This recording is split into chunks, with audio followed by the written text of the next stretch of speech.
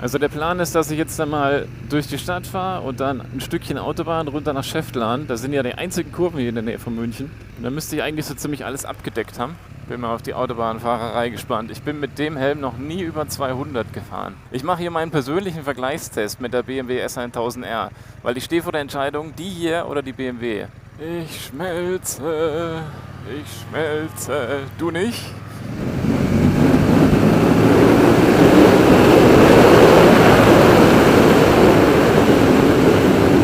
Die zieht schon gut, muss man mal sagen. Mal schauen, schaffen sie das denn? 80 im 6. Gang. Na, ist nicht so gut. Brauchst du schon den 5. Jetzt kann ich nicht auf 80 runter, weil der Opa hier hinter mir fährt. Dann regt er sich wieder auf. Oh, der Motorradfahrer, erst überholt er mich und dann fährt er nur 80.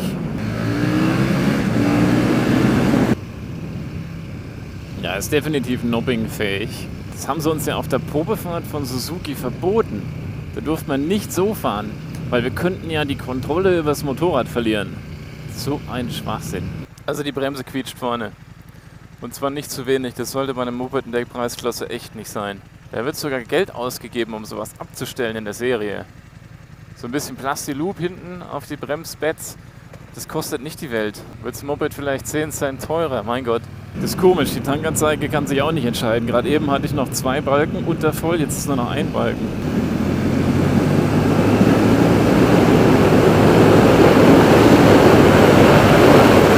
So, das sind jetzt 180 und ich würde sagen, das ist noch relativ entspannt.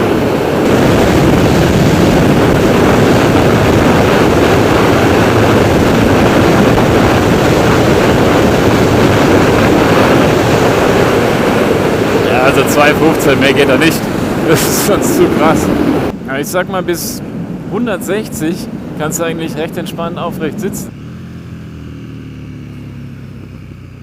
Also das Auspuffbrabbeln ist sensationell. Also ich muss sagen, der 5. Gang, der ist für außerorts 100 schon nicht mehr zu gebrauchen. Und innerorts reicht der 2. Gang, ey, Wahnsinn.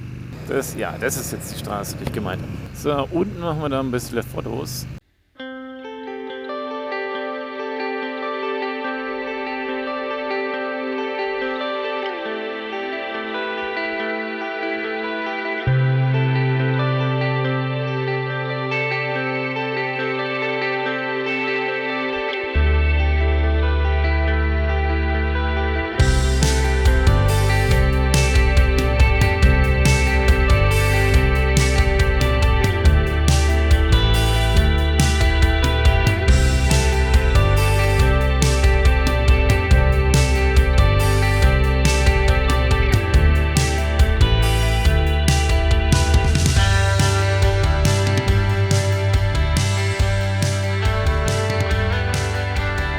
Also mal jetzt die ersten Eindrücke, was mir bei der BMW besser gefällt. Das Getriebe hat besser funktioniert, aber ich sag's nochmal, das kann einfach nur ein Vorführerproblem sein, dass es einfach nicht wirklich gut eingefahren wurde, dass das Ding hier ein bisschen zu sehr geschunden wurde.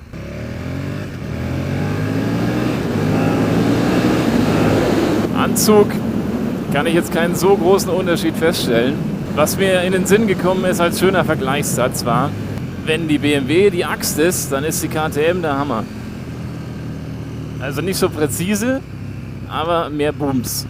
Und dann hatte die BMW natürlich das elektronische Fahrwerk. Da kannst du halt mit einem Standardfahrwerk einfach nicht mithalten. Keine Chance. Adaptives Fahrwerk ist halt einfach geil. Okay, das ist auch geil. Vom Verbrauch her geben sie sich auch wirklich nicht viel. Angeblich verbraucht die BMW ein bisschen weniger, knapp unter 6 und die KTM 6 Liter. Aber halt nur bei Rumtingelfahrweise.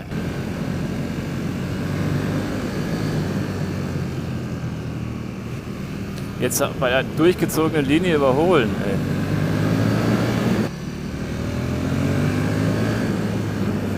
So, wie ist denn das jetzt hier mal mit Bein raus? Nee, ist nicht besser. Also schwierig zu sagen. Also ich wäre mit der nicht richtig warm. Also ich muss da definitiv nochmal die BMW fahren.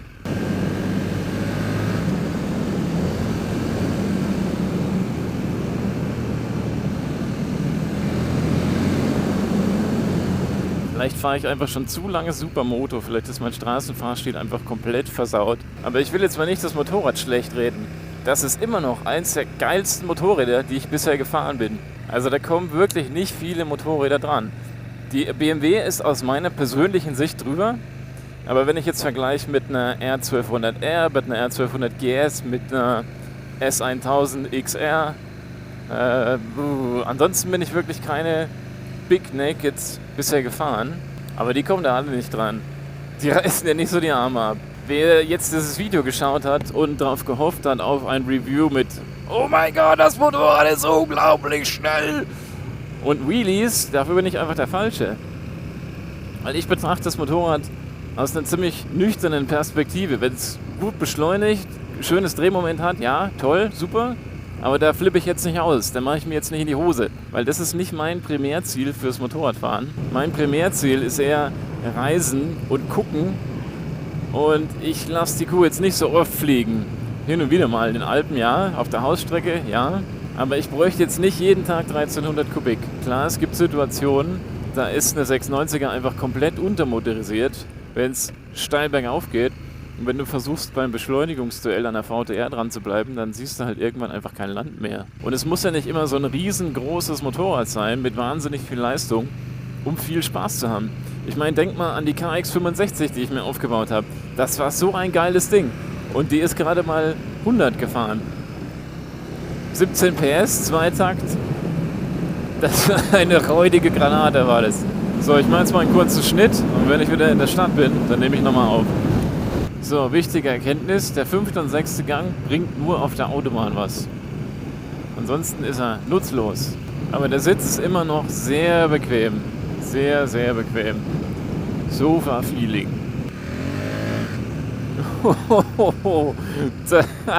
Oh Mann, ey. Da war die Traktionskontrolle wieder am Ackern, ey.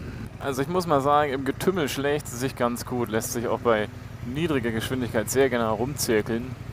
Und brauchst eigentlich nur einen ersten Gang. Da geht alles. Also es überrascht mich, dass mir die BMW doch so deutlich besser gefällt. Ich hätte gedacht, die lägen näher beieinander, aber die KTM ist schon mal eine ganz andere Nummer. Die hat halt einfach viel mehr Power als die BMW. Und wie ich es bei den ersten 3 oder 4 Kilometern schon gesagt habe, die wirkt einfach behäbiger. Die ist einfach ein bisschen robuster, aber leichter. Das ist sehr eigenartig. Ich weiß gar nicht, wie viel ich jetzt schon aufgenommen habe, aber bevor jetzt wieder der Akku leer ist und ich meine Verabschiedung nicht machen kann, mache ich das einfach jetzt. Also ich hoffe, euch hat das Video gefallen.